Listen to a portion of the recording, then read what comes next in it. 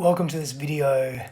Today we are speaking to attracting healthy partners from a place of knowing ourselves. So the question I got is as follows. This is the question I received from a young woman.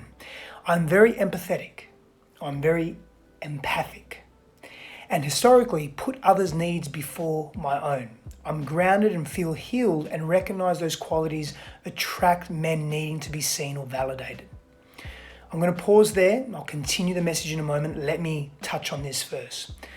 So having self-awareness is so important, and it really lays the foundations for how we see ourselves and how we behave in relationship, how we give ourselves to relationship, how we give and receive love in relationship. Understanding why we act in a particular way, and if we are able to recognize patterns of behavior contextually in previous relationships and identify a similarity in that pattern, can be very helpful for us in terms of getting clear on what we want in life, getting clear on, are we coming from a healthy place, or are we coming from a place of wounding and pain and suffering and disconnect?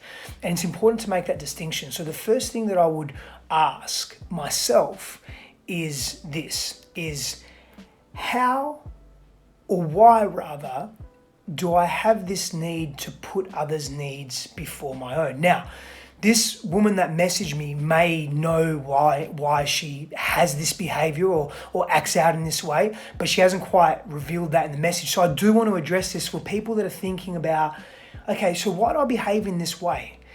In this sense, when we're putting others' needs before our own consistently, there are a number of reasons why this may occur. And so let's just delve into that just briefly.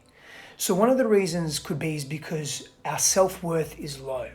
Somewhere during our developmental phase of coming into this world, during that childhood period, we understood that we aren't worthy, that we aren't valuable, that we aren't important enough. And so when we place the needs of others ahead of our own, we're simply doing what we think is right.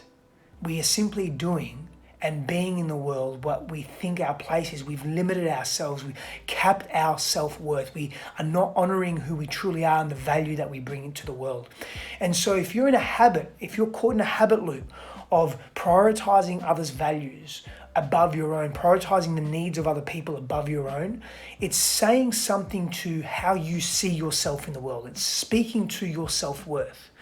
For me, I would prioritize the needs of others because I developed a habit around, when I was younger, around prioritizing others' needs in order to protect myself, in order to remain liked, in order to be loved. Because in my life, I grew up in a very violent, aberrant, abusive household. There was emotional and physical abuse between my parents, and there was physical and emotional abuse pushed on and thrown onto myself and my younger brother. And so when I would prioritize the needs of either my mother or father, what I found, what I was able to observe as a child, was that the likelihood of being abused emotionally or being hit or being forced, violence being forced onto me was lessened. And so I developed and cultivated a habit around prioritizing others' needs. And that is intrinsically also linked to how I viewed myself, my level of self-perceived worthiness. And so it's important to understand, why are we putting the needs of others consistently ahead of our own if we're suffering? Now, there's nothing wrong with prioritizing others, but if we're consistently doing that at our detriment, it's saying something more about us and what we're allowing in our lives and how we're allowing ourselves to behave than it is about other people. We can make observations about other people being forceful or other people being dominant in their personalities or being hyper selfish or carrying narcissistic tendencies and so forth, and there's nothing wrong with making those observations. But if we're not taking responsibility for how we are behaving, we're losing in that relationship. We are actually losing the most important parts of ourselves. So the next part of this question That was just some insight into putting others' needs ahead of our own as well. And maybe part of that is that you need to be more assertive, not dominant or oppressive, but more assertive in relationship to really speak your truth. But to speak your truth, you have to know your truth. And so the first part of all of that is being on this journey of exploration, exploring what's really important to you in relationship. Now, the second part to this, and I'm going to read this now and we'll go into it. So how do I attract men who are also grounded and healed, who will cherish the nurturing side of me and provide the safety I so desire in a union? Help me see what I'm not seeing, thank you. And that was the end of the message.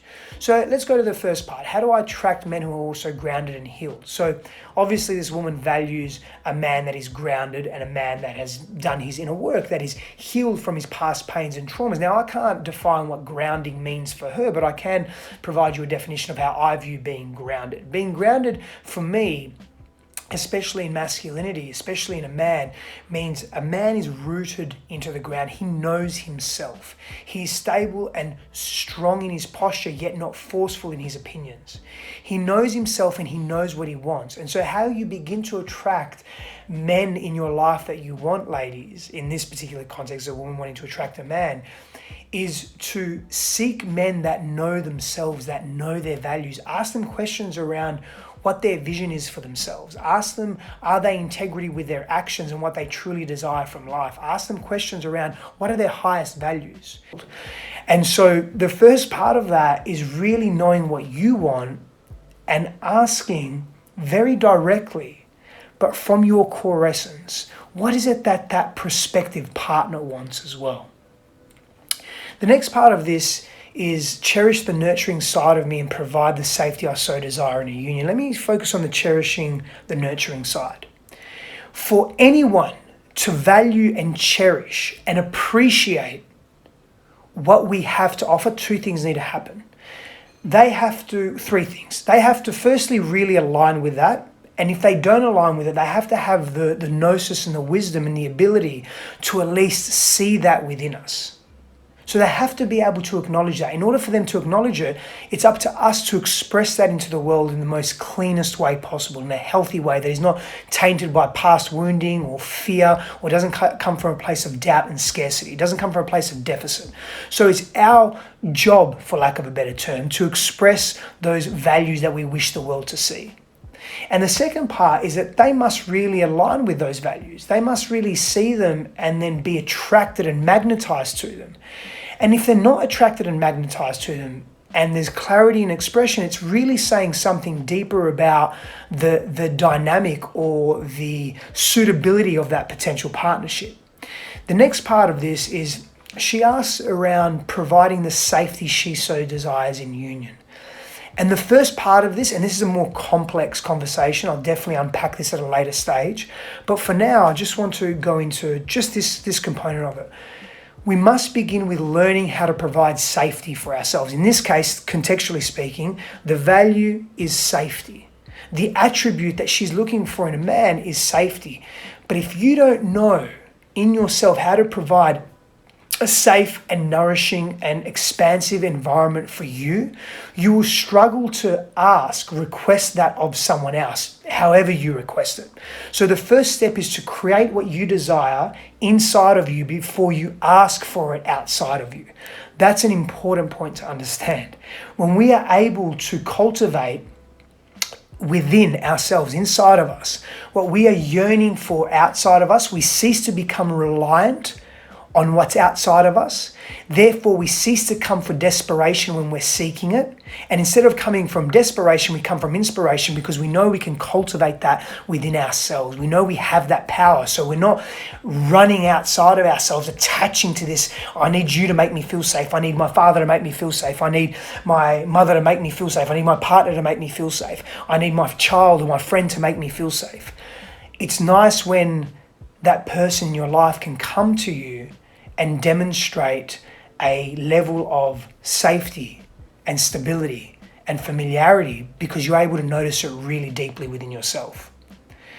And so that's super important when it comes to asking or requesting something outside of ourselves from someone else. And there has to be that alignment. Get into those conversations early on when you're courting someone, when you're in that in that space of getting to know someone, ask some really deep and profound questions from the get-go. Don't limit yourself in how you express. Don't limit yourself in what you want to know. Get really clear on what you want and what your needs are, and then learn to ask for that in relationship and get really clear if there's a value alignment, and learn to trust your intuition as well. That's part of your feminine superpower, is being able to trust your intuition, that integrated sense of self where the body, mind, heart, and spirituality is working in unison. And physiologically, women, and women's brain neurology is really wired for this, in terms of being able to read environments and circumstances and people in a more connected, cohesive way. So trust that. Power and blessings, beautiful people. Hope you've had an amazing day. I'll see you again soon.